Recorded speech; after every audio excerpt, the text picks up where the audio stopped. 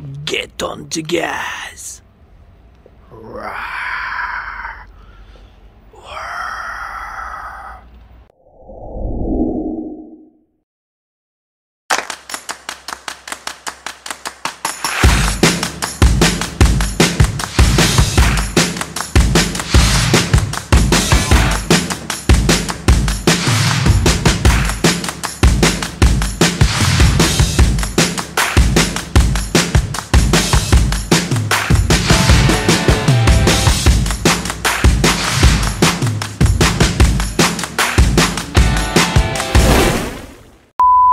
On vous présente Gérard. Eric n'était pas disponible, du coup c'est lui qui va faire la vidéo avec moi.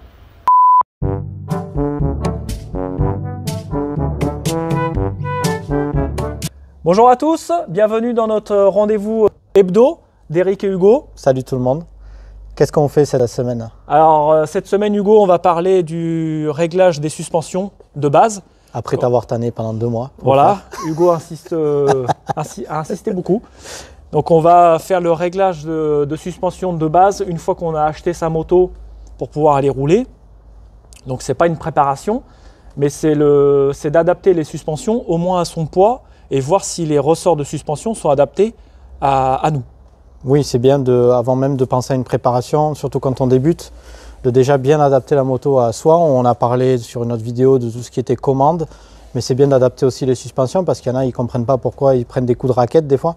C'est juste que les suspensions ne sont pas adaptées pour vous et que ça se trouve, il n'y a même pas besoin d'une préparation. Des fois, c'est juste un réglage à faire. Bah, déjà, la précharge et réglage des vis compression détente, c'est déjà la base pour avoir une moto réglée, je dirais, correctement. Si ça ne suffit pas ou si on veut avoir quelque chose encore plus de confortable et amélioré, là on peut passer sur une préparation. Mais déjà la base, c'est de faire ce réglage dans un premier lieu. Ça permet aussi de déterminer si les ressorts sont bons.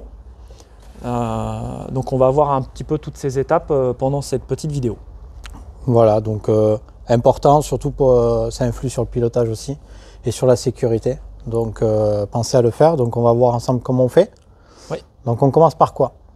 Alors on commence déjà par l'outillage peut-être? Par l'outillage, oui, c'est le début.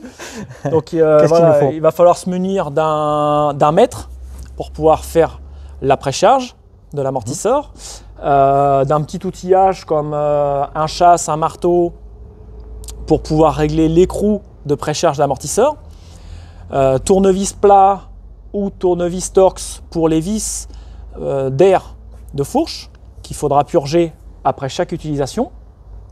Et après un petit tournevis plat pour régler les vis compression détente, une clé en T de 17 pour pouvoir régler la haute vitesse, ainsi qu'une clé de 4 pour pouvoir desserrer l'écrou, enfin le boulon d'écrou de précharge.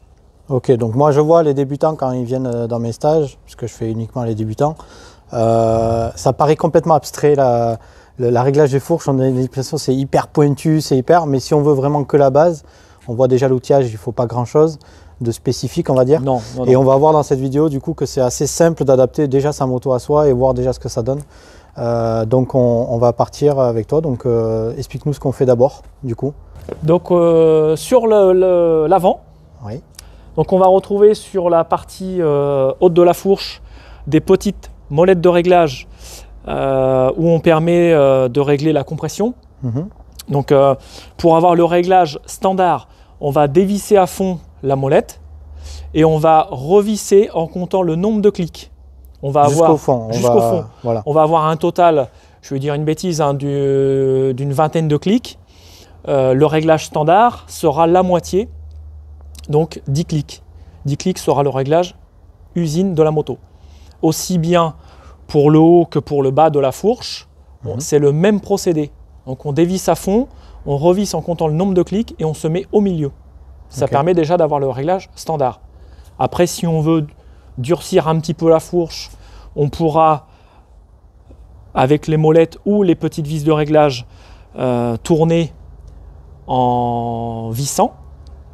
Donc on a souvent sur toutes les motos une petite partie où on a oui, c'est indiqué dessus. un hard, un H hard, ou un plus, moins. Ou un plus. Enfin, voilà, on a toujours des petites indications qui nous permettent de voir si on est dans le côté dur ou dans le côté souple. Donc, bon, là, en l'occurrence, voilà, quand vous vissez, en général, hein, on durcit la fourche. Aussi bien pour l'amortisseur que la fourche, c'est toujours le même procédé. Donc, pareil pour l'amortisseur, hein, on dévissera à fond le nombre de clics, on compte et on se met au milieu pour avoir le réglage standard. Donc là, on aura les réglages standards devant, derrière. Après, pour savoir si on doit, si on veut par exemple durcir un peu la compression par exemple, que ce soit devant ou derrière, du coup, quels sont les clics qu'on doit faire? Alors déjà, dans un premier temps, c'est pas de partir de se dire la fourche est trop souple, on va durcir, donc on va serrer à fond. Et à l'inverse, c'est trop dur, on va assouplir, on va dévisser à fond. C'est une erreur que beaucoup de gens font, c'est de faire petit à petit. C'est-à-dire, on fait 3 ou 4 clics aussi bien serrés que desserrés. On va faire un essai sur le circuit, on fait 2-3 tours, on voit comment la moto réagit et en fonction de ça, on ajuste. On ne fait pas c'est trop souple, on visse à fond, ou c'est trop dur, on dévisse. Parce que du coup, on va faire un peu le yo-yo avec la moto et on ne va pas savoir le réglage. Après, le mieux, c'est d'avoir un petit carnet et de se noter ce qu'on a fait le jour J. Donc aujourd'hui, on a dévissé de 3 clics pour assouplir un petit peu. Le week-end d'après, si on veut avoir son ancien réglage qu'on trouvait très bien sur telle piste, eh ben, on se réfère à son petit cahier et on remet le même réglage. Ça évite de se perdre un petit peu dans les réglages. Et ça, c'est intéressant ce que tu dis, parce que moi, je l'applique aussi sur mes cours. C'est pas parce qu'on débute ou qu'on ne connaît pas bien qu'on ne peut pas faire ça sérieusement. Donc, ça ne coûte rien d'avoir un carnet. Moi, je l'utilise aussi quand c'est mes cours sur plusieurs jours. De vraiment noter les choses et de les faire sérieusement. Ça permet d'être mieux sur la moto, d'avoir des repères et de ne pas être perdu. Donc au niveau de la compression et de la détente, si j'ai bien compris, ça varie en fonction des motos. Il y en a qui sont en haut la compression, d'autres en bas. Oui. Et c'est marqué normalement dessus. C'est écrit, ouais. Soit on a écrit comp, donc C-O-M-P pour la compression, et détente souvent DET, ce qui nous dit que c'est la partie détente. Donc, oui, parce que des fois c'est en haut, des fois c'est en bas. Voilà. Donc c'est juste à faire attention à ce petit réglage qui est toujours écrit sur les fourches. Là, on peut le voir sur celle-ci. On a écrit comp sur le dessus, ce qui nous permet de savoir que c'est la compression. Ok. Voilà. Donc, une fois qu'on a fait les réglages de base au niveau des clics, qu'est-ce qu'on peut faire d'autre sur les suspensions? Alors, sur les fourches, sur celle-ci, bon, c'est une fourche plus ou moins classique. Sur d'autres, on va avoir des fourches à air. Donc là, il va falloir se munir d'une petite pompe pour pouvoir ajuster sa pression. Donc il y a des pressions où on peut aller dans des mini-maxi, mais il faut se référer au manuel du constructeur. Il ne faut pas faire n'importe quoi, il faut bien se renseigner avant afin de ne pas avoir trop d'air ou trop peu. Donc vaut mieux se référer à chaque manuel d'utilisation de la moto. Vous avez les courbes qu'il faut être oui, on a une plage de réglage sur laquelle on va se mettre plus près du minimum si on veut faire plus mou et plus près du maximum si on veut faire plus dur. C'est un peu comme les clics. C'est ça. Ok, et la pompe, du coup, tu peux la montrer? Ouais. On l'a par là, donc, nous, on a une petite pompe WP. Après, on peut trouver, il y a plein d'accessoiristes qui font ce type de pompe, Scar ou Beer. Ça coûte combien à peu près? Ça vaut entre 30 et 50 €. Ok. Donc, mais après, la pompe, on la garde d'une moto sur l'autre, c'est tout le temps les mêmes principes. Après, l'embout de vissage, c'est un embout de valve tout à fait classique. Donc, on pourra même s'en servir pour le vélo. Donc, le vélo, la moto, voilà, c'est une pompe qui peut être universelle. Donc, elle peut ne pas servir qu'aux suspensions. Ok. Donc, on prendra ça quand il faut régler la pression d'air dans les suspensions. Donc après, on peut le faire avec un mano de compresseur, mais le problème, c'est qu'on injecte trop d'air. C'est pas assez précis. Et c'est pas assez précis. Là, c'est une pompe digitale, donc on a le petit cadran qui nous permet de vraiment ajuster. L'aiguille s'est tendue de faire vraiment. Là, on peut vraiment ajuster la pression vraiment précisément. Ok, sur l'avant, donc on a fait le tour. Voilà pour l'avant. L'arrière, qu'est-ce qu'on fait de plus? Alors l'arrière, on va pas avoir besoin de la pompe, mais on a pareil le réglage compression détente haute vitesse. On va montrer peut-être devant. Qu'on va avoir donc de ce côté. Donc on peut se servir donc d'un T de 17 pour ici ajuster la haute vitesse. Et après, on aura pareil, comme sur la fourche, on aura décrit compression, plus ou moins. Et pareil, au niveau du pied de l'amortisseur, on aura toujours une partie hard ou soft, où on sait qu'on peut visser ou dévisser dans le côté plus ou moins dur. Du coup, la haute vitesse, c'est quoi? Alors du coup, la haute vitesse, ça permet de régler la moto à haute vitesse, justement. Donc ça va être quand on est sur des parties rapides du circuit et qu'on a l'amortisseur du coup qui travaille rapidement sur des petites parties, petites courses, quoi. C'est ça. Voilà, c'est le petit rebond sur les petits trous par exemple quand on arrive rapidement dessus, quoi. Donc là, on n'a pas de clic sur ces hautes vitesses justement. C'est un écrou et on va devoir compter le nombre de tours. Donc pareil que pour les clics de la fourche ou l'amortisseur, on va dévisser et on va revisser en comptant le nombre de tours. Et on se mettra au milieu. Généralement, c'est compris entre 3 tours et demi et pour certaines, 4 tours et demi. Donc on se mettra à 1 tour et demi, ça sera le réglage basique, standard. Et partant de là, on pourra, pareil, ajuster cette haute vitesse. Ok. Alors l'erreur à ne pas faire, que j'ai vu faire par beaucoup de débutants depuis toujours, c'est l'azote qu'on a dessous, en général. On a la petite valve, un peu comme les suspensions à air. Oui. Il y en a, ils se disent, tiens, je vais aller purger. Donc non. Je vais aller purger. Donc non, ne surtout pas purger. Voilà. On n'y touche pas du tout à cette valve. L'azote, hein, bon, souvent on a même un petit sticker se disant ne pas toucher, ne pas ouvrir. C'est pas la peine de vouloir faire la pression dessus ou quoi que ce soit. Si on touche à l'azote, il vaut mieux l'amener à un professionnel et ça sera carrément une révision, quoi, voilà. En fait. Voilà. Donc voilà, cette valve au niveau de l'amortisseur, on n'y touche pas. Bon, sur les KT, gaz, Husqvarna, c'est une vis, donc on n'a pas du tout possibilité à la main. Oui, on n'a pas la tentation d'aller de dégonfler. Mais donc, sur les japonaises, voilà, on a cette valve. Ouais. Donc on n'y touche pas. Donc une fois qu'on a réglé sa moto, qu'est-ce qu'il y a d'autres réglages à faire? Une fois qu'on a réglé la partie clic, on va dire, on a la partie précharge, ou on peut appeler ça aussi sag. Donc il faudra se munir d'un mètre. Et là, on va prendre des mesures sur la moto et il faudra le faire habillé. Donc en tenue de moto. Pourquoi? Parce qu'on a un pare-pierre qui pèse quand même un peu, les bottes, le casque. Bon, l'équipement lui-même ne va pas prendre beaucoup de poids, mais c'est toujours mieux de le faire équipé en version comme si on allait rouler. Ok, on va commencer par comment on prend les mesures. Oui. Et puis après, on passera aux dimensions. Se munir d'un lève-moto, trépied. Donc toujours placer la moto sur un trépied. On fait une petite marque sur le garde-boue avec un petit marqueur et on se met pour prendre la même mesure. Donc là, on va se prendre au garde-boue et à l'arête du brossillant. Donc on va avoir 63 cm. On va faire la même chose, moto descendue du trépied, équipée. Ok, donc il va falloir que je m'équipe si j'ai bien compris. C'est ça. Ok. Bah Hugo, qu'est-ce que tu fais par terre? Bah je sais pas, je me suis dit, attends, je suis habillé total gaz là. C'est la classe, non? Ah, c'est la classe, mais on avait dit précharge, on n'avait pas dit plage. Ouais, bientôt. Allez. Donc pour finaliser cette précharge, on va descendre la moto du trépied.